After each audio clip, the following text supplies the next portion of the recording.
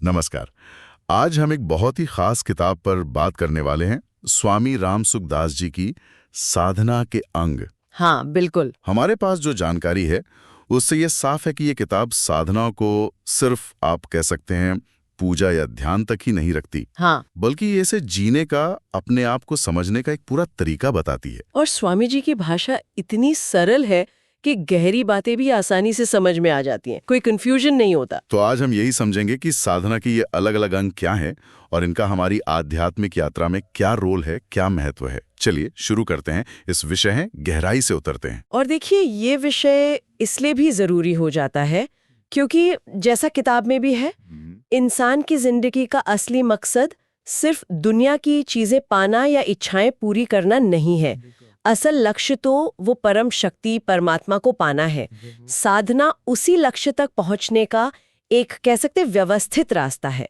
एक तरीका जो आत्मा को साफ करता है, हमें उस परम चेतना से जोड़ता है। ये एक तरह से खुद को बेहतर बनाने की, अंदर से शुद्ध होने की प्रक्रिया है। बिल्कुल। स्रोत सामग्री इस बात पर बहुत जोर देती है कि ये जो मनुष्य जन्म हमें मिला है, ये कितना कितना कीमती है, कितना दुर्लभ है। हम अक्सर इसे फॉर ग्रांटेड ले लेते हैं, है ना? पर ये जीवन सिर्फ खाने पीने सोने जागने के लिए नहीं है। गीता के एक श्लोक का भी जिक्र है जो इसी दुर्लभता और इसके असली उद्देश्य के बारे में बताता है। मतलब ये एक बहुत बड़ा मौका है। सही कहा आपने कि मौका मिला है खुद को विकसित करने के लिए, अपनी चेतना के स्तर को उठाने के लिए। और साधना असल में इसी प्रक्रिया का नाम है। ये सिर्फ बाहर के कुछ काम या रस्में नहीं है, जैसा किताब में साफ बताया गया है।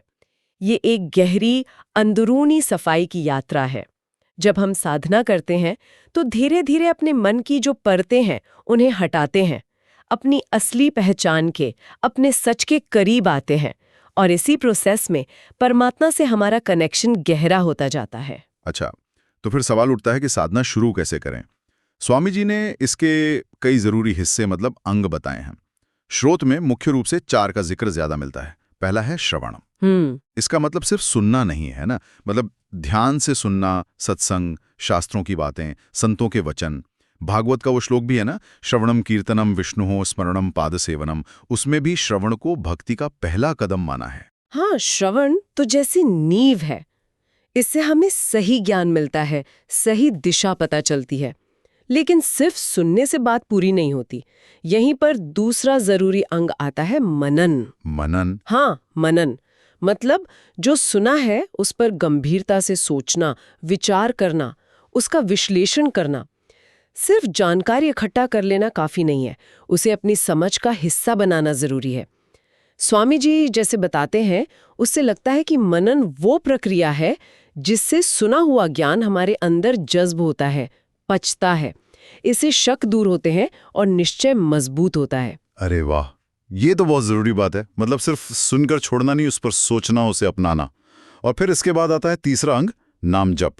ईश्वर के नाम को लगातार याद करना, जपना। स्रोत इसे मन को साफ करने का एक बहुत शक्तिशाली तरीका बताते हैं। जैसे जैसे लगातार पानी गिरे तो पत्थर पर भी निशान पड़ जाता है, या कपड़े को बार बार धोएं तो मैल निकल जाता है, वैसा ही असर नाम जप का मन पर होता है। क्या ये मन को शांत करने का तरीका है? हाँ, बिल्कुल।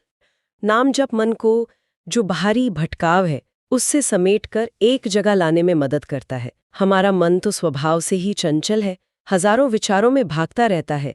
नाम जप उसे एक सहारा देता है, एक एंकर पॉइंट। लगातार नाम याद करने से फालतू के विचार कम होते हैं, मन धीरे धीरे शांत और साफ होने लगता है। और जब मन कुछ हद तक शांत और एकाग्र होने लगता है, तब साधना का चौथा अंग असर दिखाता है, ध्यान। ध्यान, ये शब्द तो आजकल बहुत सुनने में आता है, पर स्वामी जी के हिसाब से इसका मतलब क्या है? ध्यान का मतलब है मन को पूरी तरह से एक लक्ष्य पर, एक बिंदु पर टिका देना। नाम जप से जो एकाग्रता आती है, ध्यान में उसी एकाग्र मन को ईश्वर के किसी रूप पर, या उनके गुणों पर, या उनकी लीलाओं पर लगाया जाता है। ये मन की एक गहरी और स्थिर अवस्था है, जहां बाहर की दुनिया का ख्याल तम हो जाता है और साधक अपने इष्ट देव से जुड़ाव महसूस करता है। एक तरह से ये मन की उड़ान को एक सही दिशा देना है। तो ये चारों अंग, श्रवण, मनन, नामजप और ध्यान, क्या ये एक के बाद एक, मतलब एक सीक्वेंस में ही करने होते हैं, या इनका आपस में कोई और गहरा कनेक्शन है? ऐसा लगता है कि ये एक दूसरे पर निर्भर है। आपका अंदाजा बिल्कुल सही है। ये चारों अंग अलग अलग नहीं है, बल्कि एक दूसरे से गहरे जुड़े हुए हैं और एक दूसरे को सपोर्ट करते हैं, मजबूत करते हैं। श्रवण से सही ज्ञान और मोटिवेशन मिलता है। मनन उस ज्ञान को पर्सनल अंडरस्टैंडिंग में बदलता है, उसे पक्का करता है। नाम जप मन की चंचलता कम करके उसे अंदर की ओर मोड़ता है, एकाग्रता की नींव रखता है। और ध्यान उसी एकाग्र मन को परमात्मा में लगाने की प्रैक्टिस है। आप इसे ऐसे देख सकती हैं जैसे एक सीढ़ी हो, हर अगला कदम पिछले पर टिका है, लेकिन साथ ही ये सारे अभ्यास साथ साथ भी चल सकते हैं और एक दूसरे को ताकत देते हैं। ये एक पूरी इंटीग्रेटेड प्रक्रिया है। अच्छा, सीढ़ी की तरह, समझा। ये तो हुई साधना के ज्ञान और मन से जुड़े पहलुओं की बात। लेकिन स्रोत सामग्री एक और अंग पर सबसे ज्यादा जोर देती है, जिसे साधना की जान कहा गया है, भक्ति। स्वामी जी कहते हैं भक्ति के बिना साधना एक तरह से सूखी है, बेजान है, जैसे शरीर बिना आत्मा के। गीता के 9वें अध्याय के 34वें श्लोक का भी जिक्र है, जहां भगवान कृष्ण कहते हैं, मन मना भव मद भक्तो मद्याजी मा नवस्कुरु। हाँ, ये श्लोक तो भक्ति का सार ही है। इसका भाव है, मुझ में मन लगाओ, मेरे भक्त बनो, मेरी पूजा करो, मुझे प्रणाम करो। इस तरह खुद को मुझ में लगाकर, मुझे ही अपना लक्ष्य मानकर तुम मुझ तक ही पहुंचोगे। स्वामी जी जिस तरह समझाते हैं, उससे लगता है कि वो भक्ति को सिर्फ एक इमोशन नहीं मानते, बल्कि एक एक्टिव, जागरूक समर्पण मानते हैं। यही समर्पण ज्ञान, श्रवण मनन और क्रिया, नाम जप ध्यान को अर्थ देता है, उन्हें रूखा होने से बचाता है। भक्ति साधना में रस भरती है, उसे जिंदा रखती है। लेकिन भक्ति ये जागेगी कैसे? क्या ये अपने आप हो जाती है या इसके लिए भी कुछ एफर्ट करना पड़ता है? भक्ति को जगाने के लिए, या कहिए कि उसके उभरने के लिए, सही माहौल बनाने के लिए एक और चीज को बहुत जरूरी बताया गया है, वैराग्य। वैराग्य? जी, वैराग्य। अब वैराग्य शब्द सुनकर कई बार लोग थोड़ा नेगेटिव समझ लेते हैं, जैसे सब कुछ छोड़ देना, दुनिया से नफरत करना। लेकिन स्रोत के अनुसार इसका मतलब ये बिल्कुल नहीं है। तो फिर वैराग्य का सही मतलब क्या है, खासकर उनके लिए जो घर परिवार में रहते हैं, उनके लिए कैसे मुमकिन है? किताब के हिसाब से वैराग्य का मतलब है दुनिया की चीजों, सुखों, आकर्षणों के प्रति अनासक्ति, डिटैचमेंट। उनसे मन हटाना, उनमें फंसना नहीं। ये नफरत नहीं, बल्कि ये समझ है कि ये सब चीजें टेम्पररी हैं, इनसे परमानेंट खुशी नहीं मिल सकती। स्रोत साफ कहते हैं कि जब तक मन दुनिया के भोगों में डूबा रहेगा, चिपका रहेगा, तब तक उसमें ईश्वर के लिए सच्चा प्रेम या भक्ति टिक नहीं सकती। जैसे किसी बर्तन में पहले से ही कंकड़ पत्थर भरे हो, तो उसमें अमृत कैसे डालेंगे? पहले उसे खाली करना होगा ना। वैराग्य वही खाली करने की प्रक्रिया है। ये सांसारिक मोह को कम करके दिल में भक्ति के लिए जगह बनाता है। ये त्याग बाहर की चीजों का उतना नहीं, जितना उनके प्रति मन के लगाव का है। अच्छा, यानी एक तरफ ईश्वर के लिए गहरा प्रेम, भक्ति, और दूसरी तरफ दुनिया की असलियत को समझकर उससे अनासक्ति, वैराग्य। ये दोनों पहलू साधना के लिए जरूरी है और साथ साथ चलते हैं। बिल्कुल, ये एक ही सिक्के के दो पहलू की तरह है। वैराग्य के बिना भक्ति सच्ची और गहरी नहीं हो सकती, क्योंकि मन बटा रहेगा, और भक्ति के बिना वैराग्य रूखा और नेगेटिव बन सकता है। भक्ति वैराग्य को सही दिशा देती है, उसे पॉजिटिव बनाती है। ये समझना कि असली खुशी दुनिया की चीजों में नहीं, बल्कि ईश्वर में है, यही वैराग्य का बेस है और यही भक्ति का भी आधार है। साधना के रास्ते पर अकेले चलना तो मुश्किल हो सकता है। क्या इसमें किसी सहारे की, किसी हेल्प की भी बात की गई है? हाँ, बिल्कुल। स्वामी जी सत्संग और साधु संगति को साधना के रास्ते पर बहुत बड़ा सहारा मानते हैं। सत्संग यानी अच्छे, नेक, भक्त और ज्ञानी लोगों के साथ रहना, उनके विचार सुनना, उनके व्यवहार से सीखना। संगति का असर। हाँ, कहते हैं ना, संगति का रंग तो जरूर चढ़ता है। अच्छी संगति हमें प्रेरणा देती है, हमारी श्रद्धा बढ़ाती है और हमें गलत रास्ते पर जाने से रोकती है। इसके लिए स्रोत में वो अजामिल की कहानी का उदाहरण भी दिया है शायद। वो कहानी क्या दिखाती है? हाँ, अजामिल की कथा बहुत मशहूर है। छोटी सी बात यह है कि अजामिल ने जिंदगी में बहुत बुरे काम किए थे, लेकिन मरते समय दर्द में उसने अपने सबसे छोटे बेटे को आवाज दी, जिसका नाम उसने नारायण रखा था।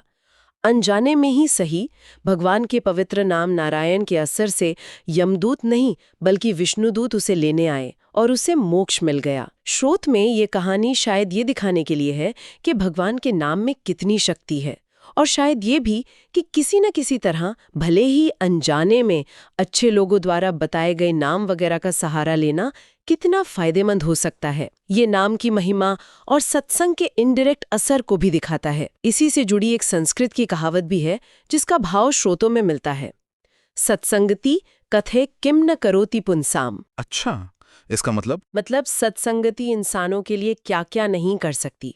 ये मूर्खता मिटाती है, बातों में सच्चाई लाती है, मान सम्मान बढ़ाती है, पाप दूर करती है, मन खुश रखती है और चारों तरफ यश फैलाती है। सत्संगत एक सेफ्टी शील्ड की तरह है जो साधक को रास्ते की मुश्किलों से बचाता है और उसे सही दिशा में आगे बढ़ने में मदद करता है। ये तो हुई सहारे की बात, लेकिन अगर रास्ता है तो रुकावटें भी होंगी। साधना का रास्ता हमेशा सीधा और आसान तो नहीं होता होगा। कौन सी आम रुकावटों का जिक्र स्रोत सामग्री में है? बिल्कुल, साधना एक संघर्ष भी है, अपने ही मन और पुरानी आदतों से लड़ाई। स्रोत कुछ मुख्य रुकावटों की तरफ इशारा करते हैं। सबसे पहली और शायद सबसे कॉमन प्रॉब्लम है मन की चंचलता। मन एक जगह टिकता ही नहीं। हाँ, ये तो है। कभी पुरानी बातों में उलझता है, कभी भविष्य के सपने देखता है। उसे अभी में साधना में लगाना बहुत मुश्किल होता है। सही कहा। और दूसरी रुकावट? दूसरी बड़ी रुकावट है आलस्य और प्रमाद। आलस्य मतलब कुछ करने का मन ही न होना, शरीर और मन में भारीपन लगना। और प्रमाद मतलब टाल मटोल, आज नहीं कल से करेंगे, थोड़ी देर बाद कर लेंगे। ये रोज के नियम में सबसे बड़ी बाधा है। साधना में लगातार बने रहना बहुत जरूरी है और आलस्य प्रमाद उसी पर हमला करते हैं। और तीसरी बाधा? तीसरी बाधा बताई गई है हमारी गहरी वासनाएं और मोह। जन्मों जन्मों के संस्कार हैं हमारे अंदर, चीजों को पाने की इच्छा, लोगों से अटैचमेंट, मान बढ़ाई की चाहत। ये वासनाएं और मोह हमें बार बार दुनिया की तरफ खींचते हैं और साधना से दूर करते हैं। ये अंदर के दुश्मन हैं जिनसे निपटना होता है। ये बाधाएं तो काफी सीरियस हैं। क्या इनसे निपटने के, इनको पार करने के तरीके भी बताए गए हैं? साधक बेचारा निराश ना हो जाए। हाँ, नहीं, निराशा की कोई बात नहीं है, क्योंकि ये बाधाएं नेचुरल हैं और हर साधक को इनसे गुजरना पड़ता है। जरूरी ये है कि हम इन्हें जानें और इनसे लड़ने की कोशिश करें।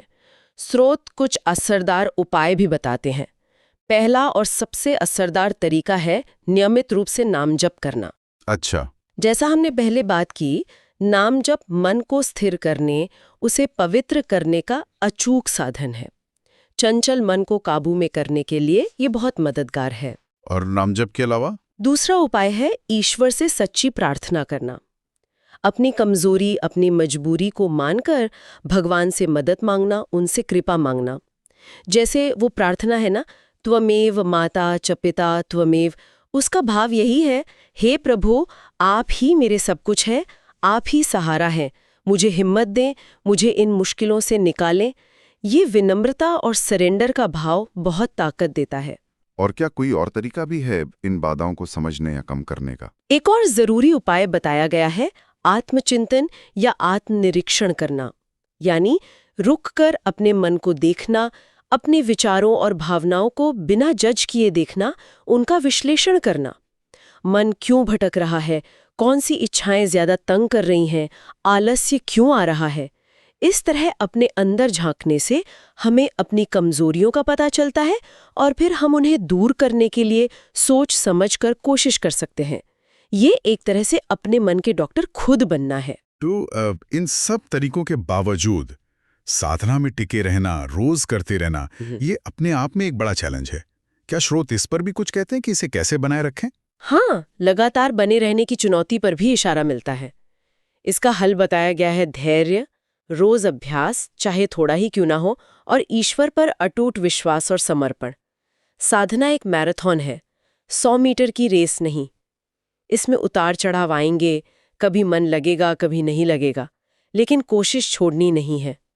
स्रोत इस बात पर जोर देते हैं कि थोड़ा थोड़ा ही सही पर रोज नियम से अभ्यास करते रहना जरूरी है।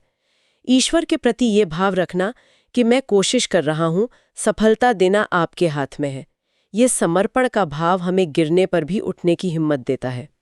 तो अगर हम इस पूरी बातचीत को समेटें, स्वामी रामसुखदास जी की इस किताब साधना के अंग से जो बातें समझ में आ रही हैं, उनका सार क्या है?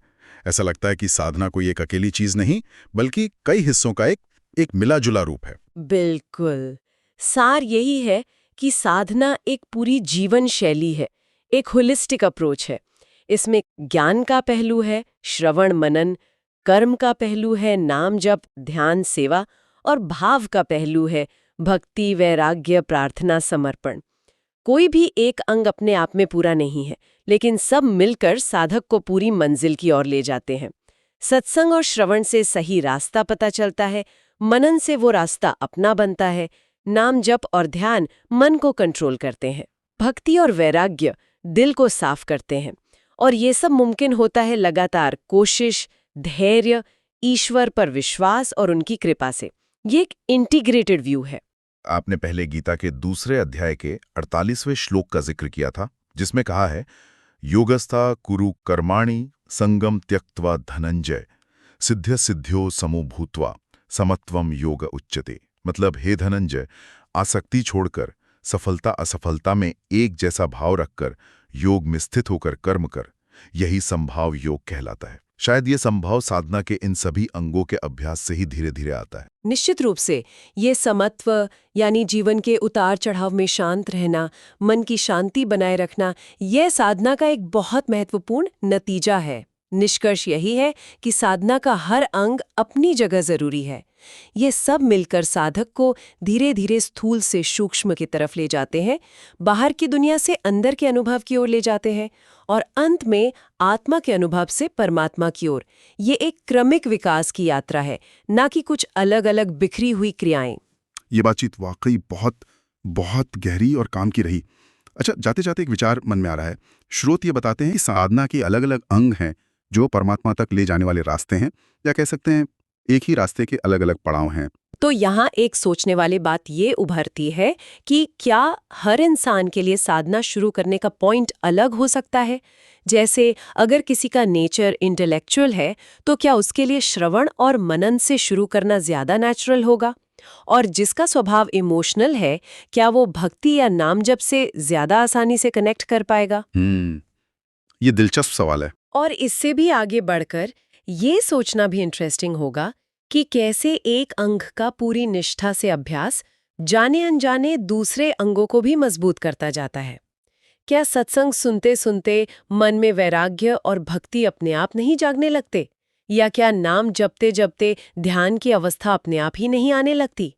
इन अंगों के बीच का ये जो गहरा और जिंदा कनेक्शन है, ये अपने आप में एक खोज का विषय है।